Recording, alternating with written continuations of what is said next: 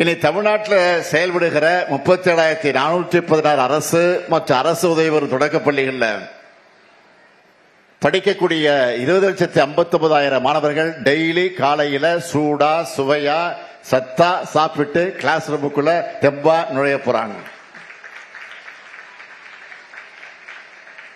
ஆண்டொன்றுக்கு 600 கோடி ரூபாய் மதிப்பில் இந்த திட்டம் செயல்படுத்தப்படுது.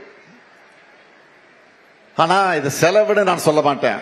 இது ஒரு சூப்பரான சோசியல் இன்வெஸ்ட்மெண்ட். இது எதிர்காலத்தில் நினைச்சு பார்க்க முடியாத அளவுக்கு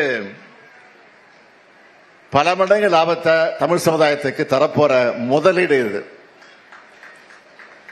எந்நேரம் தமிழ்நாட்டு மாணவ செல்வங்களை நம்பி அவங்க திறமை மேல, அறிவு மேல, ஆற்றல் மேல நம்பிக்கை வச்சு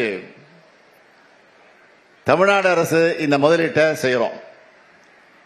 நீங்க எல்லாரும் நல்லா படிச்சு முன்னேறி தமிழ்நாட்டோட வளர்ச்சிக்கும் உயர்வுக்கும் பணியாற்றினா அதுதான் இந்த திட்டத்தோட உண்மையான வெற்றி. இன்னும் கொஞ்சம் எருமைப்போடு சொல்லணும்னா, இனிமேல் பள்ளிக்கு வரக்கூடிய குழந்தைங்க பசி காரணமா வாடின முகத்தோடும் சோர்வோடும் இருக்க மாட்டாங்க. புன்னகையும் நம்பிக்கையும் ஆர்வமும் சுறுசுறுப்பும் நிரம்பின முகங்களைத்தான் இனி பார்க்க போறோம். காலை உணவு திட்டம் தொடங்கப்பட்டதுல இருந்து நான் இதை க்ளோஸா மானிட்டர் பண்ணிட்டு வரேன். மாநில திட்டக்குழு மூலம் ஆய்வுகள் நடத்தப்பட்டு வருது.